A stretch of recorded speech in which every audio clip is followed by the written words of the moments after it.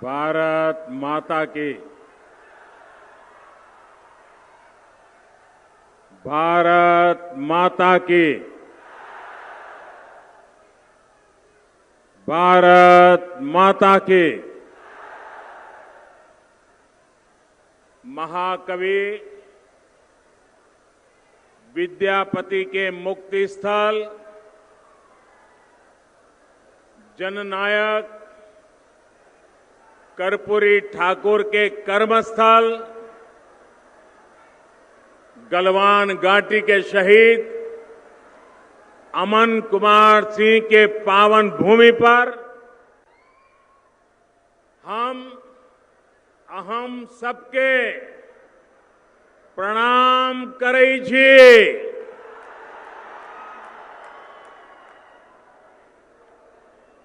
बिहार के मुख्यमंत्री, मेरे मित्र और भावी मुख्यमंत्री श्रीमान नीतीश कुमार जी, मंत्रिमंडल के में मेरे सहयोगी श्रीमान गिरिराज सिंह जी, श्रीमान नित्यानंद राय जी,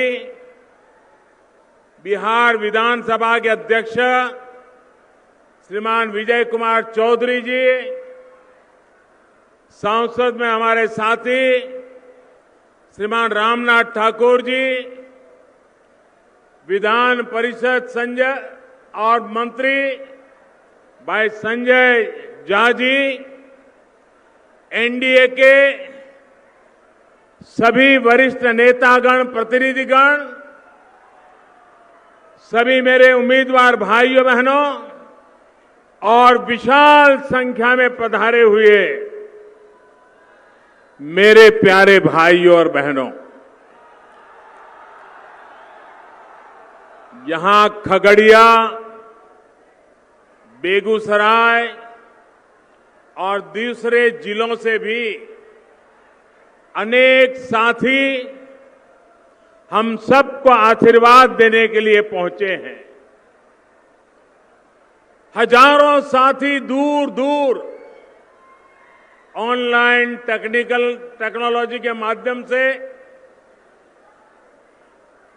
इस जनसभा से जुड़े हैं। आप सभी को भी मेरा प्रणाम। कोरोना की बंदिशों के बीच भी इतनी भारी संख्या में आना,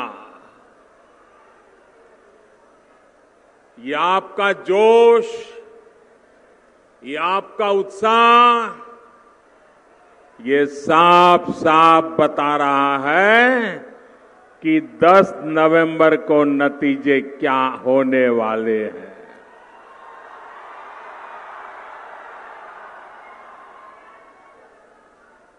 जहां भी मेरी नजर पहुंच रही है, मुझे लोग ही लोग नजर आ रहे हैं। हर कोने में विजय का विश्वास है, उमंग है, उत्साह है।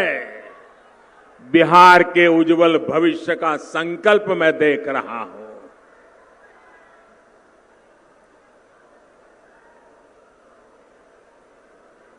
जो प्रथम राउंड के चुनाव हुए,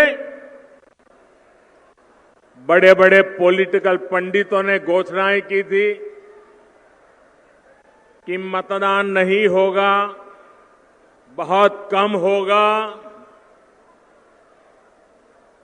लेकिन बड़े बड़े पंडितों की बात को भी बिहार के जागरूक नागरिकों ने गलत सिद्ध कर दिया। बिहार बधाई के पात्र है। उसी प्रकार से कुछ पत्रकार मित्रों से बात हुई, कुछ पॉलिटिकल पंडितों से बात हुई, धरती पे काम करने वाले राजनीतिक दलों के कार्यकर्ताओं से बात की, और जो बड़े सटीक तरीके से सर्वेक्षण करते हैं उनसे बात की। पहले राउंड में जो मतदान हुआ है, चारों तरफ से एक ही संदेश आ रहा है कि प्रथम राउंड में एनडीए ने बाजी मार ली है।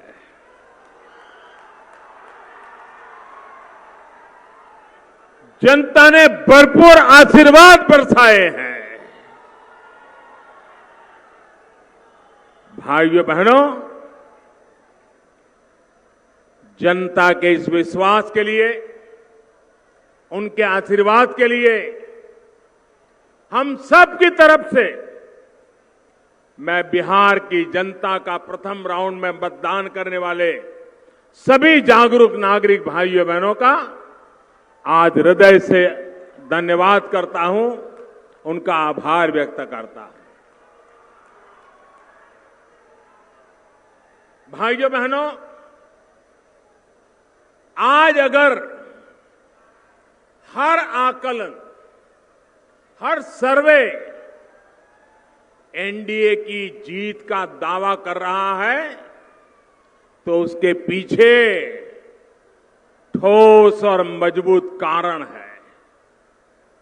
आज एनडीए की फिर से सरकार वो हमारी माताएं बहनें बना रही हैं जिनको हमारी सरकार ने, नीतीश बाबू की सरकार ने सुविधाओं से जोड़ा है, अवसरों से जोड़ा है।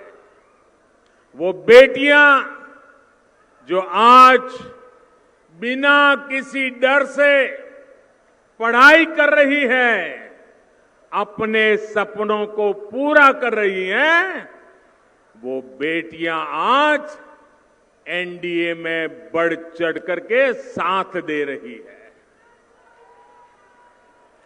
वो जीविका दीदियां जो आज आत्मनिर्भर परिवार और आत्मनिर्भर बिहार की प्रेरणा बन रही हैं, वो एनडीए को ताकत दे रही है। घर घर, स्कूल स्कूल बने शौचालयों ने जिन बहनों बेटियों को गरिमा दी, अंधेरे के इंतजार से मुक्ति दी, वो हमारी बहनें एनडीए की सरकार दोबारा बना रही है। जिन बहनों को पीने के पानी के संघर्ष से मुक्ति मिली, वो एनडीए के पक्ष में वोट डालने के लिए उत्साहित है। जीवन भर धुएं में उलझती उन बहनों का वोट अब धुएं से मुक्ति मिली है, उनका वोट एनडीए के लिए। जिनके घर में उज्ज्वला का सिलेंडर पहुंच चुका है। साथियों, बिहार के बेटे बेटियां जिन्हें आज मुद्रा लोन मिल रहा है, बैंकों ने जिनके लिए दरवाजे खोल दिए हैं, जिन्हें आईआईटी, आईआईएम, एम्स मिल रहा है, वो आज अपने उज्जवल भविष्य के लिए एनडीए पर भरोसा कर रहे हैं। बिहार का मध्यम वर्ग जिसकी ईज ऑफ लिविंग बढ़ी है, नए हाईवे, नए रेल बनने से जिसकी सहूलियत बढ़ी है, जिसके घर की ईएमआई कम हुई है, जिसे शांति का माहौल मिला है, वो आज बढ़ चढ़ करके एनडीए का झंडा लेकर के दौड़ रहे हैं। साथियों, जिसको आज अपना पक्का घर मिल रहा है, आयुष्मान भारत योजना से मुफ्त इलाज मिल रहा है, दिवाली और छठी मैया की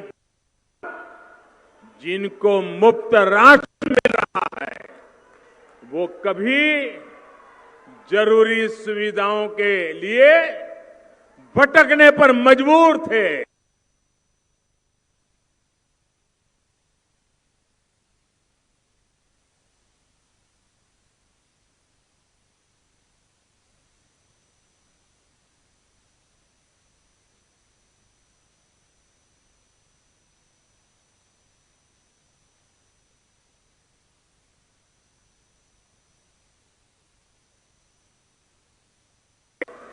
उस वर्ग के सपनों को, उसकी आकांक्षाओं को नई उड़ान दी है।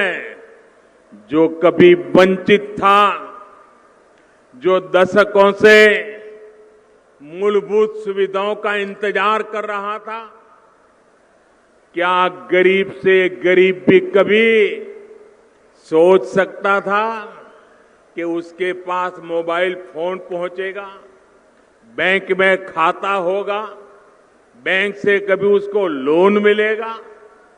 क्या किसान कभी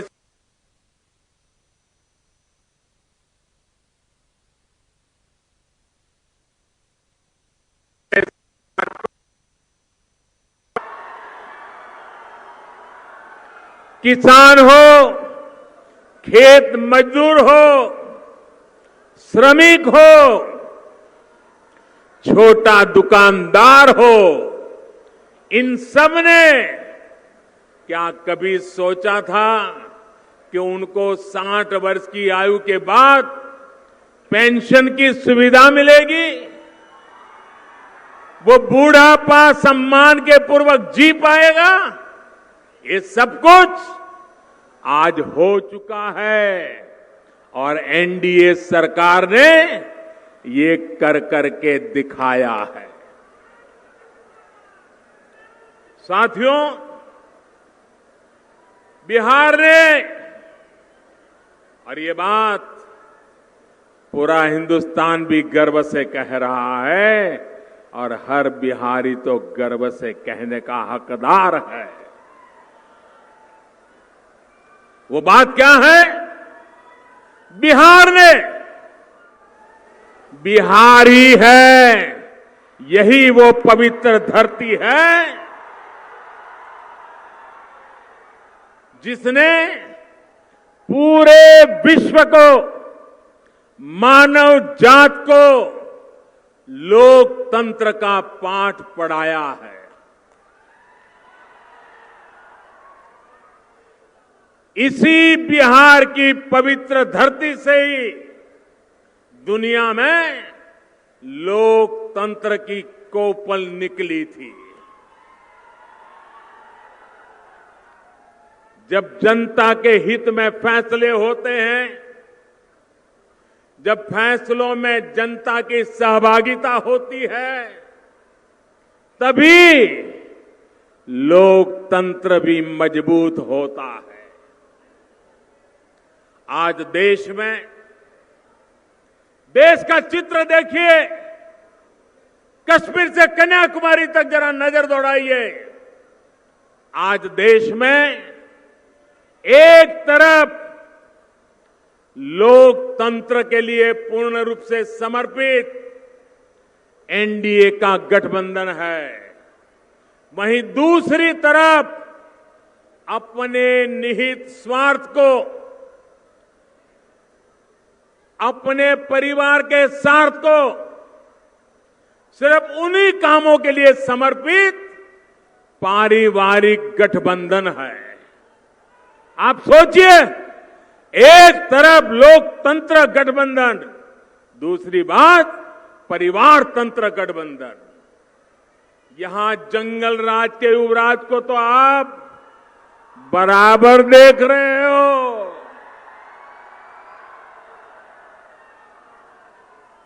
कांग्रेस पार्टी का दायरा भी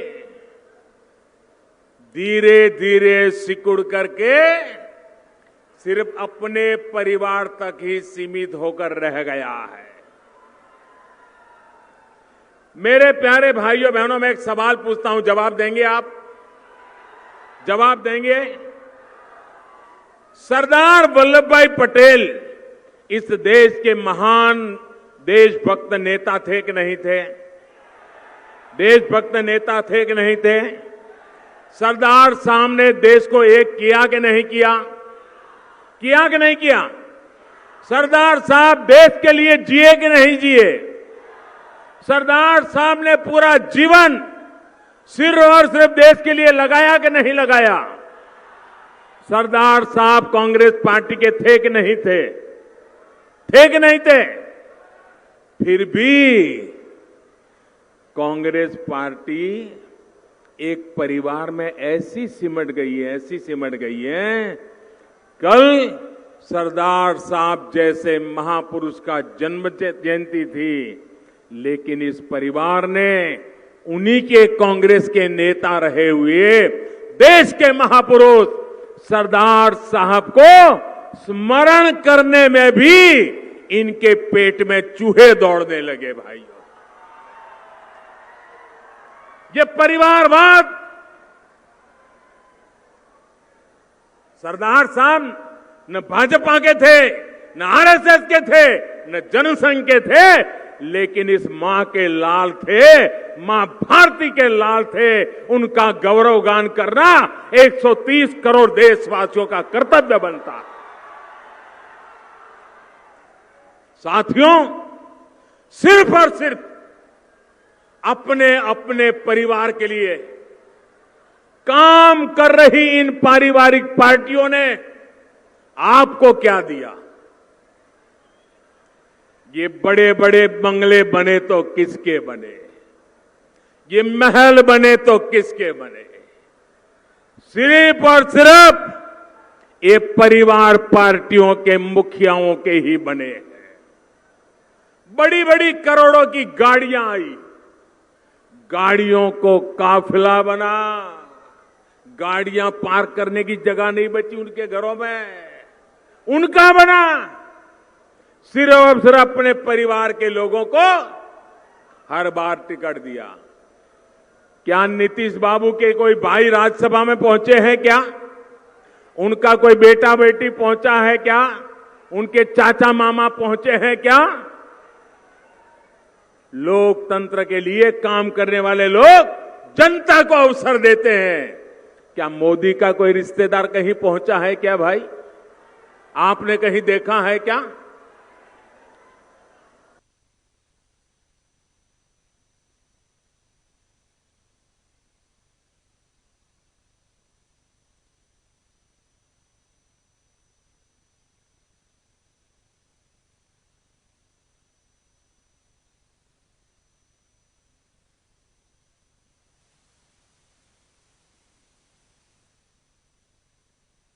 तेरे, ये 5 जिले तेरे, जाओ मौज करो, ऐसे ही बांट देते हैं जैसे पर्सनल प्रॉपर्टी हो।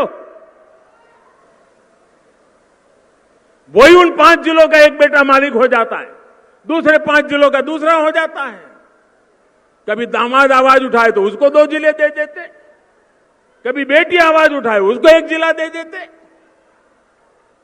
राज्यसभा भेजो तो उन्हीं परिवार के, असेंबली में भेजो तो एक ही परिवार। तो फिर आपके बच्चे कहां जाएंगे? आपके लिए निर्णय कौन करेगा?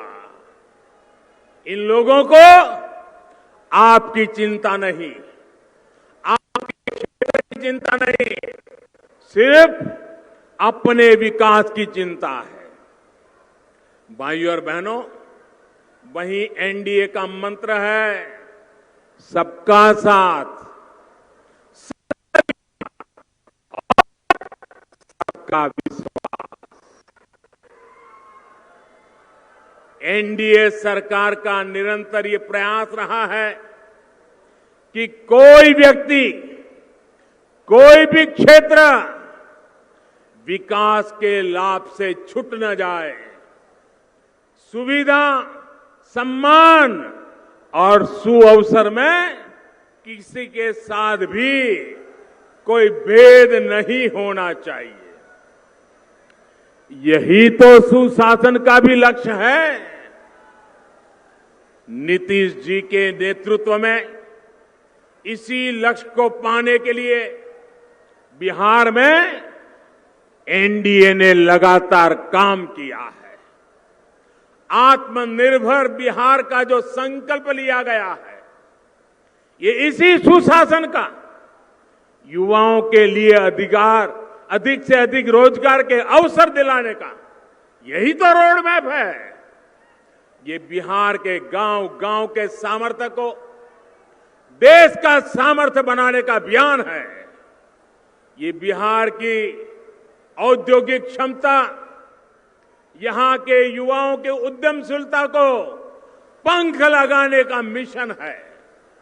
भाइयों और बहनों, आज समस्तीपुर हो, बेगूसराय हो, खगड़िया हो, ये पूरा क्षेत्र आत्मनिर्भरता के इसी संकल्प का नेतृत्व करने के लिए तैयार है। पीएम पैकेज के तहत आज यहां ग्रामीण सड़कों, नेशनल हाईवे और रेलवे से जुड़े इंफ्रास्ट्रक्चर पर विशेष काम किया जा रहा है। आने वाले समय में ये क्षेत्र रेलवे से जुड़ी सुविधाओं और रेलवे निर्माण में आत्मनिर्भरता के हमारे मिशन का भी ये बड़ा अहम केंद्र बने, इसके लिए काम चल रहा है। साथियों, जननायक कर्पूरी ठाकुर जी, यमुना कार जी और स्वामी सहजानंद सरस्वती जैसे विजनरी सपूतों ने जो सपना इस क्षेत्र के लिए दिखा था, वो आज साकार होता नजर आ रहा है। यहां केवल है, शिवारा है, बाबा निरंजन का स्थान है। सभी के आशीर्वाद से कृषि, पशुपालन, मछली पालन से जुड़ी रिसर्च का एक बड़ा सेंटर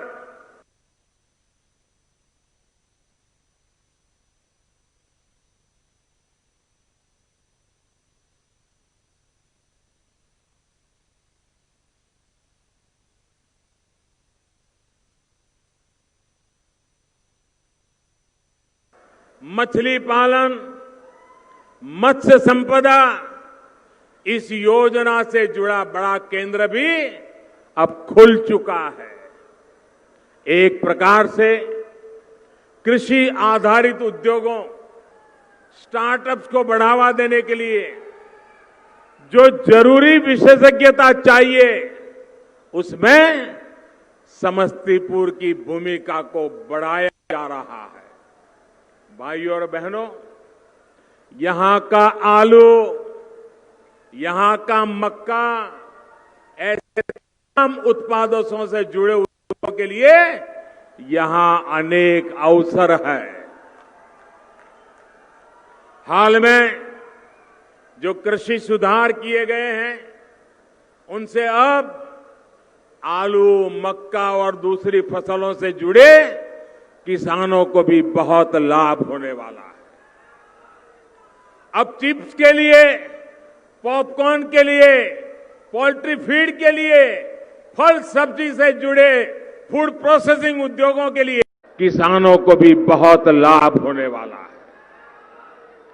अब चिप्स के लिए, पॉपकॉर्न के लिए, पोल्ट्री फीड के लिए, फल सब्जी से जुड़े फूड प्रोसेसिंग उद्योगों के लिए रास्ता अब आसान हो रहा है।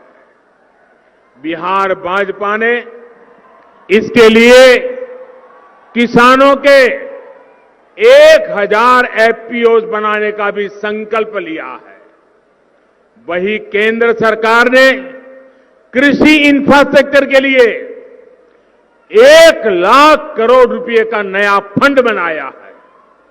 किसानों के काम के लिए 1 लाख करोड़ रुपया। इससे यहां के किसानों, मछुआरों, पशुपालकों को भी बहुत लाभ होगा। लेकिन साथियों, जिनकी नीयत खराब हो,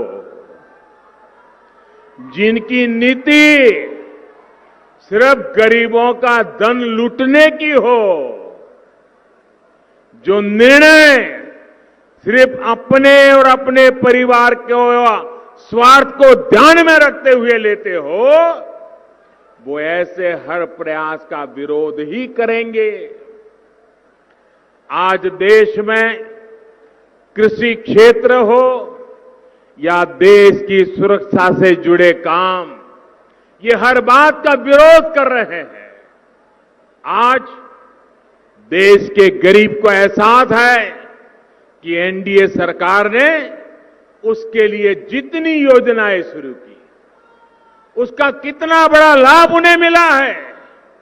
लेकिन स्वच्छ भारत हो, जनधन हो, आयुष्मान हो, हर योजना का इन लोगों ने डगर डगर पर विरोध किया, मजाक उड़ाई। इन्हें गरीब की तकलीफों से, उसकी परेशानी से, उसकी मुसीबतों से कोई फर्क नहीं पड़ता।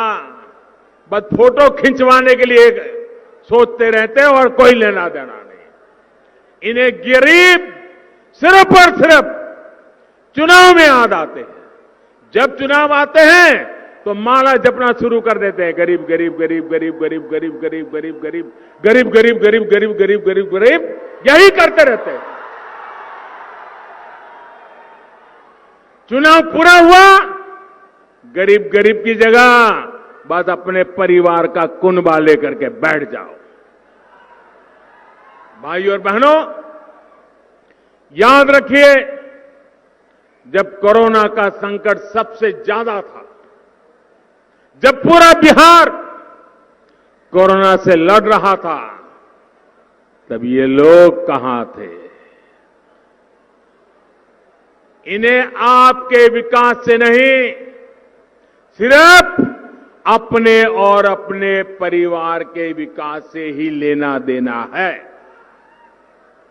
यही इनकी सच्चाई है, यही इनका इतिहास है, यही उनके तौर तरीके हैं, यही इनकी ट्रेनिंग है। इससे बाहर सोच ही नहीं सकते जी। साथियों, ये लोग न बिहार की अपेक्षाओं को समझते हैं और न ही बिहार की आकांक्षाओं को। केंद्र सरकार और बिहार सरकार जो हजारों करोड़ रुपए बिहार पर निवेश कर रही है, उससे यहां के नौजवानों के लिए नए अवसर भी बन रहे हैं। रोजगार बढ़ाने के लिए उद्योग भी जरूरी है, आधुनिकीकरण भी जरूरी है। ये तब होगा जब बिहार में प्रगतिशील, लोकतांत्रिक, स्थिर सरकार रहेगी, बिहार में निवेश आएगा। ये तब होगा जब बिहार में निवेश के लिए उचित माहौल होगा। अब आप मुझे बताइए, जंगल राज की विरासत, जंगल राज के युवराज, क्या बिहार में उचित माहौल का विश्वास दे सकते हैं क्या? जो वामपंथी नक्सलवाद को हवा देते हैं, जिनका उद्योगों पर, फैक्ट्रियों को बंद कराना यही जिनका इतिहास रहा है, क्या वो निवेश का माहौल बना सकते हैं क्या?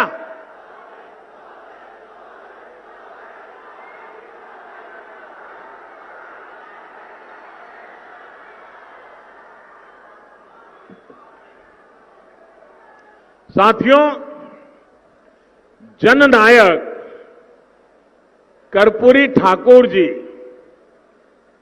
इमरजेंसी के दिनों के बाद जब मुख्यमंत्री बने तो उन्होंने एक इंटरव्यू दिया था और बड़ा सटीक इंटरव्यू था। एक दूरदर्शी नेता जो देश के लिए सोचता है, गरीब के लिए सोचता है, बिहार के लिए सोचता है, उस समय मुख्यमंत्री थे, सत्ता की गादी पर बैठे हुए थे, लेकिन कर्पूरी साहब ने क्या इंटरव्यू दिया था?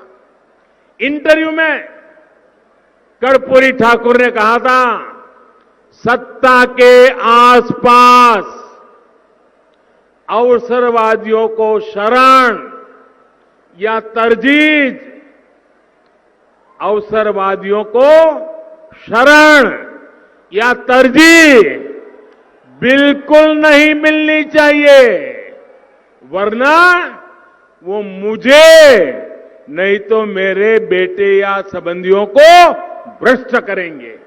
ये कर्पूरी ठाकुर जी ने कहा था। कर्पूरी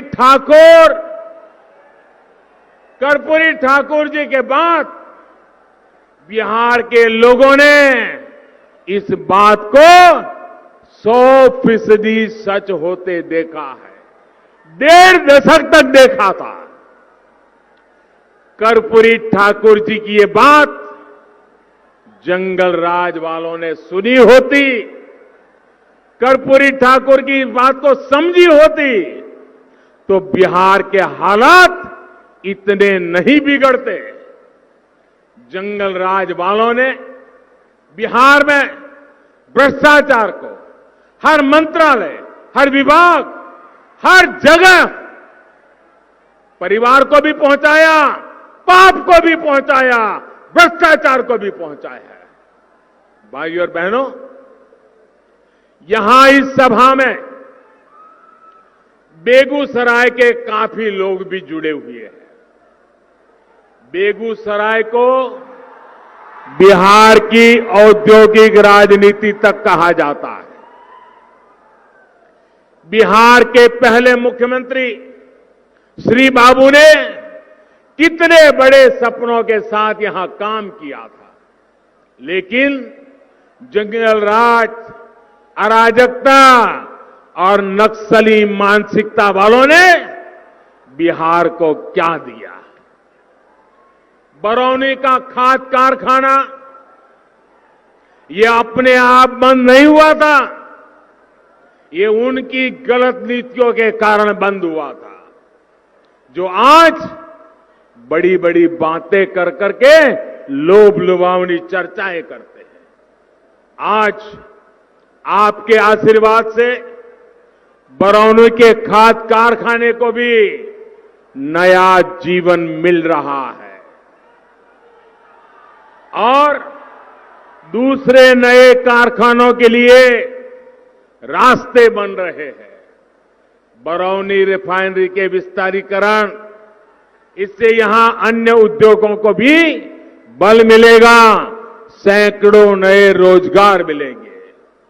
भाइयों और बहनों, विकास के ये सारे काम इसलिए हो पा रहे हैं क्योंकि एनडीए सरकार ने इस क्षेत्र को सबसे बड़ी गैस पाइपलाइन से भी जोड़ दिया है। जंगल राज और सुशासन स्वराज का यही तो फर्क है जो बिहार का एक एक नागरिक, हर युवा भली भांति जानते हैं। इसलिए वो बिहार को फिर बीमार नहीं पड़ने देंगे। एनडीए यानी भाजपा, जेडीयू, हम पार्टी, वीआईपी पार्टी के सभी उम्मीदवारों को पड़ा आपका हर वोट बिहार को फिर बीमार होने से बचाएगा।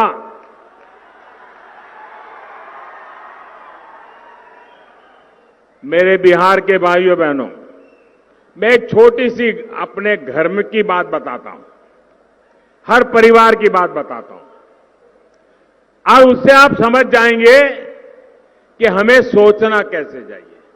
आप मुझे बताइए, जीवन में कभी कोई अच्छी चीज बड़ी दिखने में अच्छी हो, स्वादिष्ट लगती हो और मन कर जाए कि ये तो बढ़िया है, चलो आज खा लें, और मानो खाया और खाने के बाद रात होते होते पेट में दर्द होना शुरू हो गया, दस्त हो गए, वॉमिटिंग शुरू हो गया, बीपी ऊपर नीचे होने लग गया, परिवार के सबका पसीना छूट गया, डर लगने लगा पता नहीं क्या हो गया। अगर कुछ खाने से अगर ऐसी बीमारी आ गई, मुझे बताइए जिंदगी में दोबारा कभी भी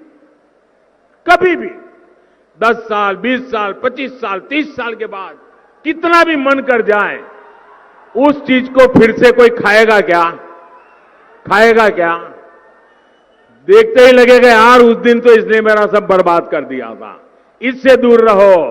मेरे भाइयों बहनों, जिन्होंने बिहार को बीमार बना दिया था, क्या उनको फिर से ला सकते हैं क्या? आप में से कोई बिहार को बीमार देखना चाहता है क्या? बिहार को बीमार बनने देना चाहता है क्या? फिर जो बीमारी लाते हैं उनको आने देना चाहिए क्या? और इसलिए मेरे प्यारे भाइयों बहनों, मैं आज बड़े आत्मविश्वास के साथ, पूरे समर्पण भाव के साथ मेरे बिहार के भाइयों बहनों से, हमारे सभी साथियों के लिए आशीर्वाद मांगने आया हूं। पहले चरण में जो आशीर्वाद दिए हैं वो सिलसिला बढ़ते चला जाना चाहिए। मेरे साथ पूरी ताकत से बोलिए, भारत माता की, भारत माता की, भारत माता की। बहुत बहुत धन्यवाद।